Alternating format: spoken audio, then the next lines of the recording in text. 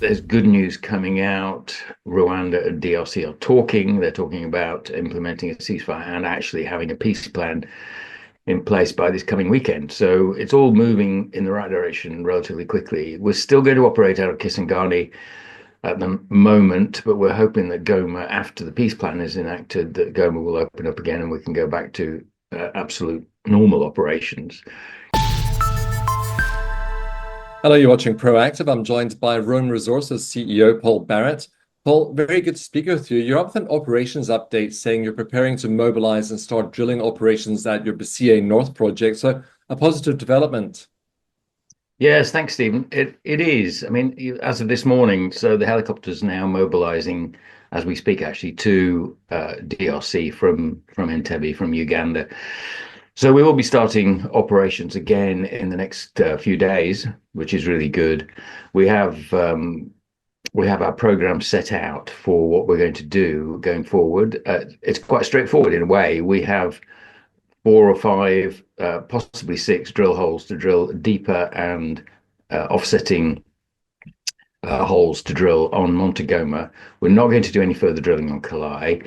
We think we have enough information there.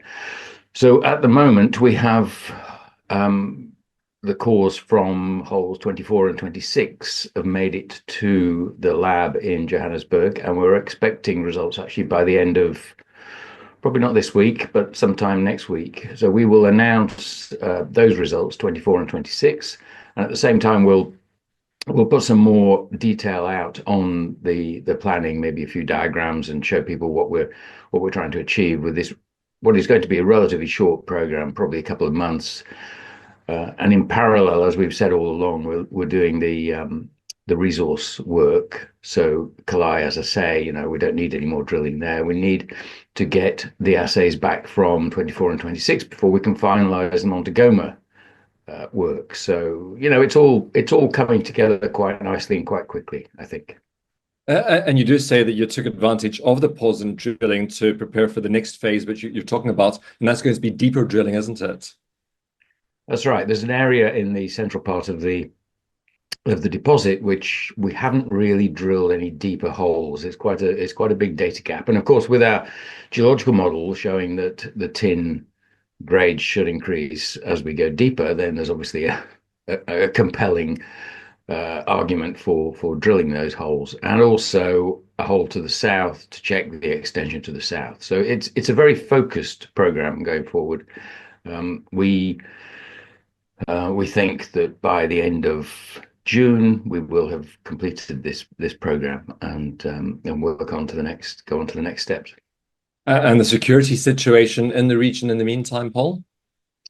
It's improved tremendously, actually, because M23 have withdrawn from Walikale, which is the nearest sizable town where we have a depot of fuel and other supplies. They have now moved away back towards the Rift Valley itself, back towards Bukavu and Goma. Obviously, there's good news coming out.